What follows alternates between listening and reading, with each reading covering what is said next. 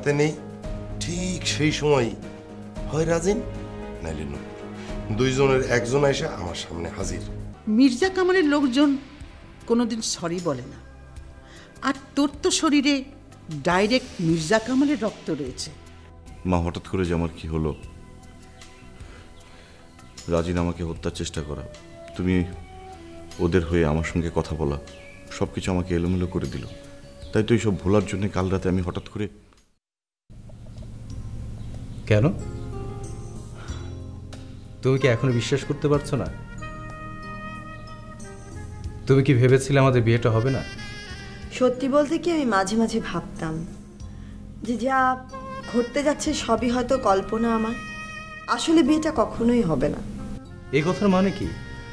আর তাছাড়া আজ রাতেই আমাদের বিয়ে। জানি তো। কি এত ভাবছো? ভাবছি রাঙার কথা।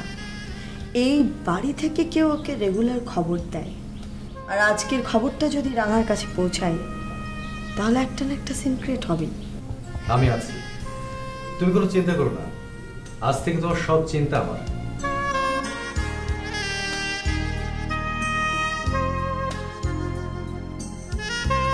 সত্যি করে বলো তো, তুমি আমাকে ভালোবাসবে তো? আমাকে স্বামী হিসেবে গ্রহণ করতে পারবে তো? নিশ্চয়ই পারবো, কিন্তু আমাকে হেল্প করতে হবে তো, নাকি? আচ্ছা, এত অস্থির হচ্ছ কেন? আর কয়েক ঘন্টা পরেই তো বিয়ে, তারপর সারা জীবন দুজনে হাত ধরাধরি করে বসে থেকো। কিন্তু এখানে সব চলবে না। এই রাজিন, তোর ভাবি যে কথাটা কইছে না, এটা কিন্তু ঠিক না মানে আমি নূপুরকে শেষবার মতো জিজ্ঞেস করছিলাম ও এই বিয়েতে রাজি আছে কিনা। কি কস? তোর মাথা ঠিক আছে রাজিন? বিয়া তো ছেলে খেলা না, সন্ধ্যায় বিয়া, তুই এখন জিজ্ঞেস করিস যে বিয়া করতে চাই কিনা?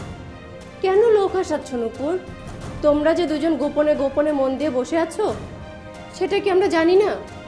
না ভাবি, বিষয়টা মোটেই এরকম ছিল না। সকলের কথার মধ্যে দিয়ে হঠাৎ করে ঘটে গেছে। হয়েছে নূপুর, আর চাপা মারতে হবে না। আমিও একটা মেয়ে, তোমার চোখ দেখে আমি বুঝতে পেরেছিলাম।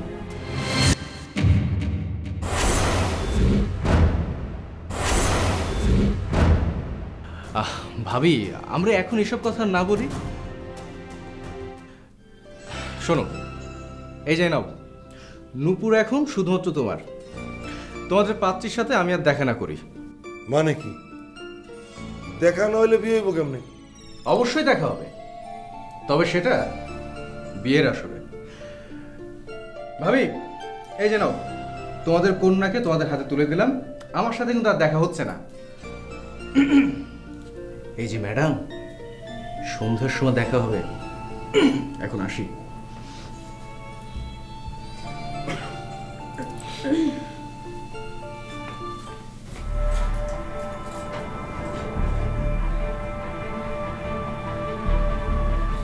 অস্থির হয়ে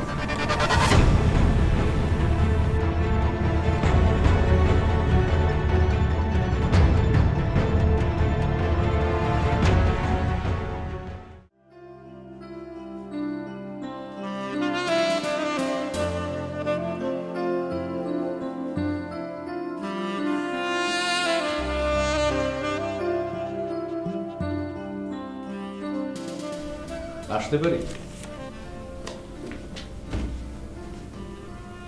অবশ্যই আসতে পারো, বসো। তুমি খুব ঢং করো না। আমার রুমে আসতে তোমার পারমিশন? বারে, বেডরুম তো তোর, আমার না তোমার। পারমিশন লাগবে না? কারণ মা আমাদের দুজনের জন্য এই রুমটা নিজের হাতে সাজিয়েছেন, সেই কারণে এই রুমটা আমাদের দুজনের, পারমিশন লাগবে না। সেটা দুজনেরই হবে, তবে বিয়ের পর।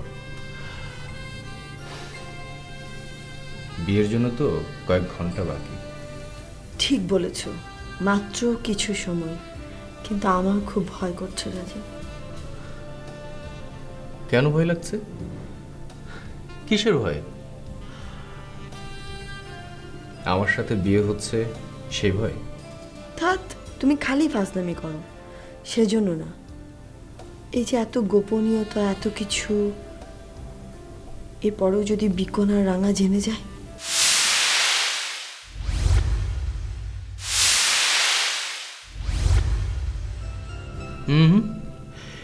এবার ওদের জানার সে সুযোগ নেই।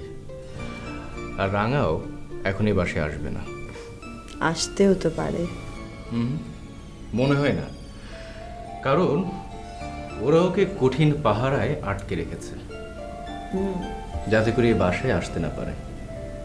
ঠিকই বলেছ, এর মধ্যেই বিয়েটা সেরে ফেলতে হবে, তা নাহলে ওরা যে কোনো ঝামেলায় ফেলতে পারে।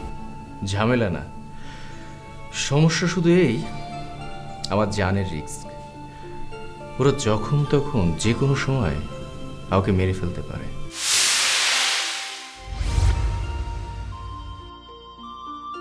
প্লিজ এসব বলো না, এমনি অনেক টেনশনে আছি, সেটা তুমি আর বাড়িও।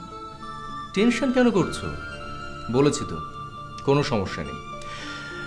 সব সমস্যা ছাড়া আমরা খুব দ্রুতই বিয়েটা সেরে ফেলবো। শোনো, তোমাকে একটা কথা বলতে চাই, মাইন্ড করবে না তো? বড় ভাইয়ের কথা বলবে তো? তুমি কিভাবে বুঝলে? তোমাকে আমি খুব ভালোভাবে বুঝতে পারি। কি ঠিক ধরেছি না? একদমই ঠিক, কিন্তু তুমি বলো তো আমি কি বলতে চাই। বড় ভাইকে নিয়ে ভয় পাচ্ছ তো? হ্যাঁ, আমার কেন জানি মনে হয় ভাইজান আমাদের সাথে চালাকি করে। এই যে এত গোপনীয়তা আমাদের, সব কিছু না ভাইজান আবার ওই বাড়িতে জানিয়ে দেয়। এই ব্যাপারটা নিয়ে একদম ভেবো না। বড় ভাইজানের সাথে আমার কথা হয়েছে, সে আমাকে প্রতিজ্ঞা করেছে সে আর কোনোদিনও এই কাজ করবে না। বড় ভাইয়ের কথা তুমি বিশ্বাস করো? একদম না। এই কয়েকটা ঘন্টা আমরা দুজন তাকে এমন চোখে চোখে রাখবো, কড়া পাহারায়। চোখে চোখে? এছাড়া তো আর কোনো উপায় নেই। আমরা দুজন মিলে ওকে পাহারা দেব। আমি জানি না আর কি হবে, কিন্তু এছাড়া আর কোনো উপায় নেই, পাহারা দিতেই হবে। শোনো, ও যদি খবরটা না পাঠায় তাহলে তো রাঙা কোনোভাবে খবর পাবে না। বল ঠিক আছে, আমি এখন থেকেই কাজে লেগে গেলাম। আমি তো অনেক আগেই কাজে নেমে পড়েছি। তাই বুঝি? এই যে এতক্ষণ তুমি আমার সাথে গল্প করছো, এতক্ষণ ভাইজানকে কে পাহারা দিচ্ছে? ওহো, তাই তো, সব ভুলে গেলাম। তোমার কাছে আসলে সবই ভুলে যাই। কি করব বলো, আজকাল আমার জন্য কি হয়েছে, তোমার সামনে আসতেই সব কিছু গোবলাট। সিরিয়াসলি? সিরিয়াসলি, মানে কি যেন হয়, এই যে তোমার সামনে আসলে না একদম বোকা বোকা হয়ে যায়। ভাবি যে কত কথা বলবো, কত কিছু শোনাবো, কত কিছু শুনবো, কিছুই মনে থাকে না। তুমি আবার গল্প শুরু করছো? যাও, ভাইজানকে না চোখে চোখে যাও যাও। ওহ, কি খারাপ তুমি, শুধু শুধু তাড়িয়ে দিচ্ছ। তাড়িয়ে দিচ্ছ কেন? আগে বিয়ে হোক, তারপর আর তাড়াবো না। এখন যাও যাও যাও যাও। যাবো না, প্লিজ না, যাও যাও। যাচ্ছি, যাও।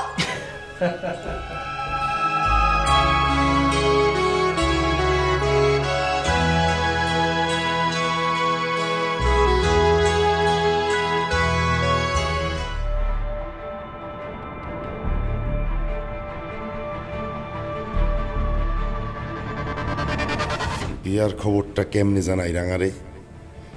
সারাক্ষণ তো রাজিনার নুপুর আমার উপর চোখ রাখছে।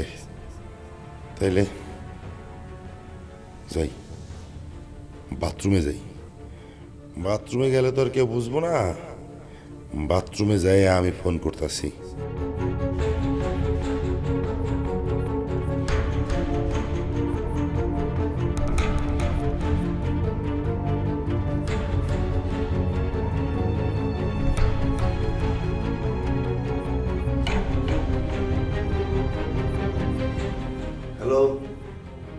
হ্যালো হ্যালো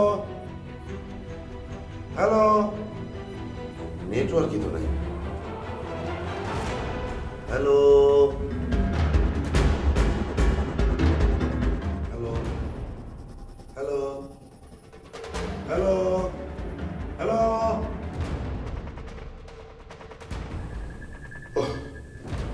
ঘরেও কথা কইতে পারি না, বাথরুমে আইলাম যে চুরি করে করে কথা কম, নেটওয়ার্ক নেই। হ্যালো হ্যালো হ্যালো হ্যালো,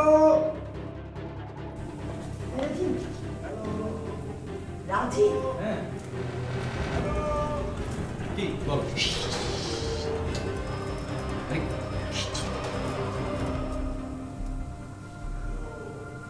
ফোনে হ্যালো হ্যালো হ্যালো হ্যালো, ফোনে কথা বলে কে? ভাইজা, আমাদের জন্য তো সুযোগ পায় না এখন ফোনে। ঠিক রে, তোরা দুইজনে বাথরুমের সামনে দাঁড়িয়ে কথা বলছিস কেন? কি তোমার গুণধর বড় ছেলে বাথরুমে বসে গোপনে কথা বলছে। বাথরুমে ঢুকে গোপনে কথা বলছে? টেলিফোনে। টেলিফোনে?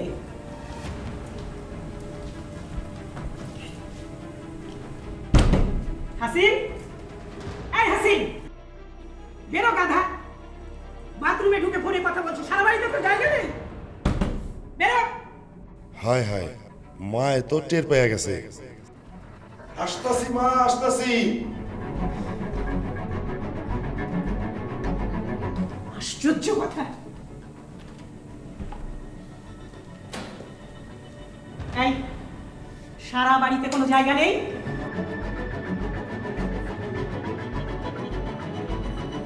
মা, আমার কি বাথরুম ছাড়া কোনো জায়গা আছে যেখানে আমি ফোন করুম? কও, তোমার পোলা আর পোলার বউ তো আমারে ফোন করতে নিষেধ করছে। তোমার ঘরে কথা বলা নিষেধ করেছি বলে তুমি বাথরুমে বসে কথা চালাচালি করবে? আমি তো তোদের কথা কিছু বুঝতে পারছি না। আমি বুঝিয়ে বলছি মা, আসলে রাজিনের ধারণা যে এই বাড়ি থেকে কথা বাইরে যায়, সবাই সব কিছু জেনে যায়। যেহেতু আমাদের বিয়েটা হচ্ছে খুব গোপনীয়ভাবে, সেহেতু কয়েক ঘন্টা ফোনটা যেন অফ থাকে সেটাই চেয়েছে। এবারই সব ফোন যেন অফ থাকে, সেই কারণে ভাইজানকে এটা বলা হচ্ছে। তুই ভালো করেছিস রাজি। আমারও ধারণা সব কথা আমাদের বাড়ি থেকে পাচার হয়ে যায়। কিরে হাসিন, তাই বলে তুই বাথরুমে ঢুকে ফোন করবি? এটা কোন ধরনের কথা? মা, আমার কি কোনো ব্যবসায়িক ফোন আইতে পারে না? ওগো বিয়া, ঠিক আছে, তাই বলে কি আমি আমার ফোন বন্ধ করে রাখুন? রাজিন, এটাও তো সত্য কথা। ওর ব্যবসায়িক ফোন তো আসতেই পারে বাবা।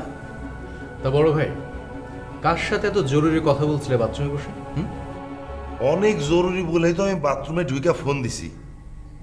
তোর কি সেটাও শোনা লাগবো? এখন থেকে তোমার ফোন মার কাছে রাখো। আমাদের বিয়েটা হয়ে যাক, তারপর মার কাছ থেকে ফোনটা নিও। চলো নুপুর।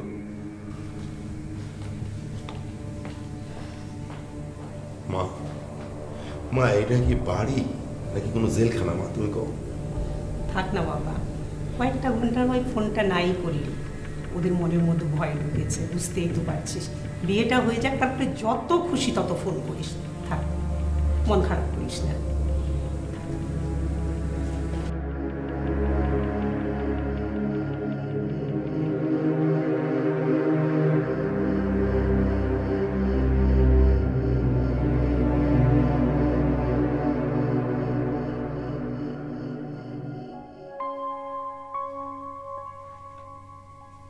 শবনম, শবনম,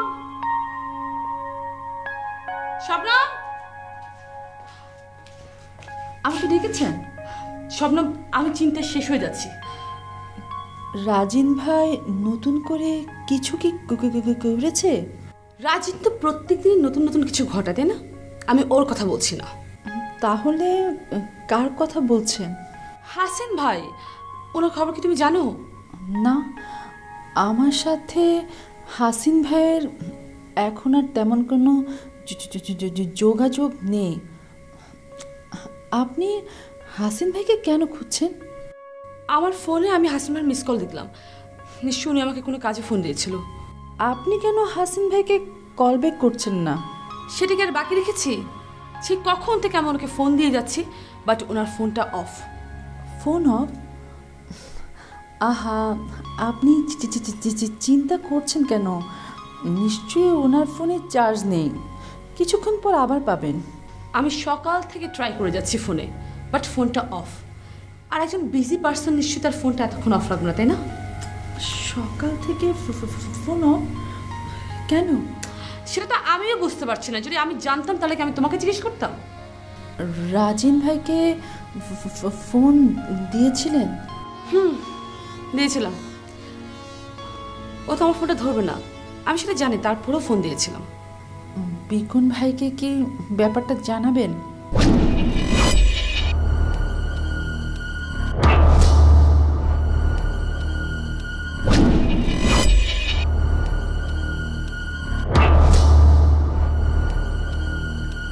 না না, এখনই জানানো যাবে না। আগে দেখি হাসিন ভাই ফোন দেয় কিনা, হয়তোবা ফোন অন করতে ভুলে গেছে। তাই হয়তোবা হবে। আচ্ছা, আপনি কি একটু ওই বাসায় যাবেন?